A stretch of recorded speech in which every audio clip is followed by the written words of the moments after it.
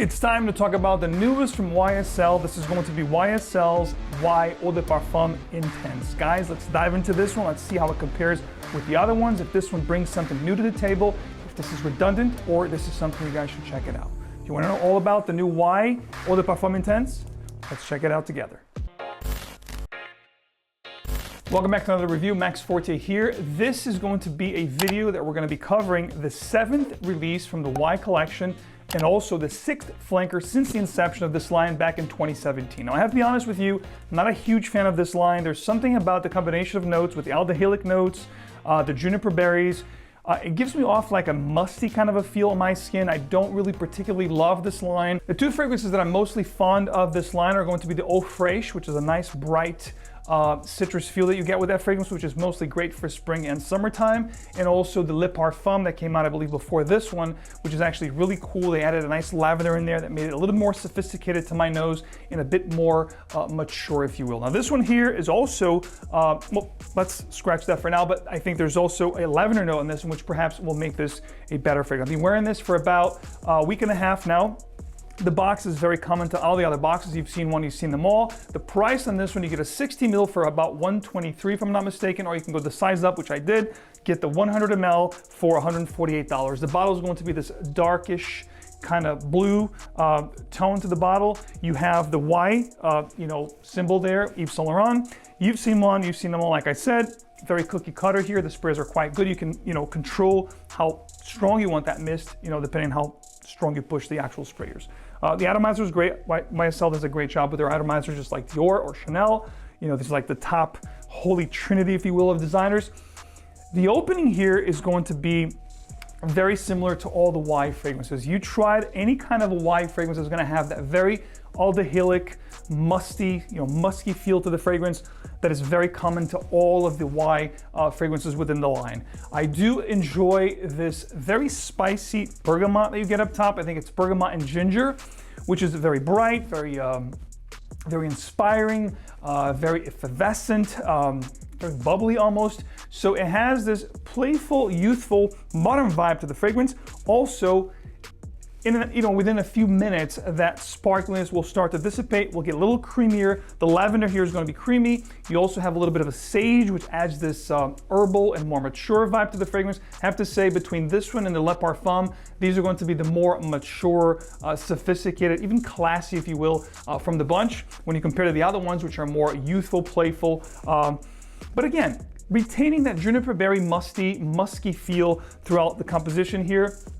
And we're gonna get into the dry down very soon, but I'm thinking, when you compare this side by side with all the different Y releases, it's gonna have a very common feel to the scent profile, with the main difference here being that ginger up top, which is really spicy, and also the creamy lavender with the sage herbal nuances that you get here in the heart. Now, the great thing about this one, I don't get much of the aldehydic nuance that I get with all the other flankers or iterations of this brand. The latest 2023 Eau de Parfum Intense is rather more herbal and creamy, which I am in favor of. So I have to say right off the bat, this is gonna be my favorite one from all the other ones in comparison. There is a patchouli / vetiver and cedar in the base. Not much of the patchouli going on here, more of a green, dry patchouli. The cedar is quite prominent, giving us a very nice woody finish. The vetiver, not very smoky or earthy at all.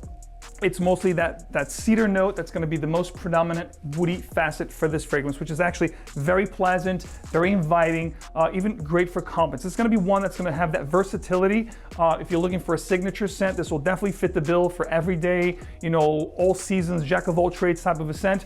For my particular, wearing, I think this is best suited for morning times, office scent. It has this very well put together vibe about the scent, kind of like what I'm wearing here today. If you want to go for a job interview, if you work in an office setting, I think this is going to fit the bill perfectly, but it is very versatile that you could wear a night wear, date night, romantic settings. It's going to be very appealing, very easy to wear. It's definitely going to pull people in. There's nothing about the fragrance here that's going to be aggressive or hard to bear. It's very well composed. Again, if you like the Y line, this is actually quite nice, and I do love the grown-up, more mature facet that they added here with this creamy vanilla. I'm sorry, with this creamy lavender facet in the fragrance.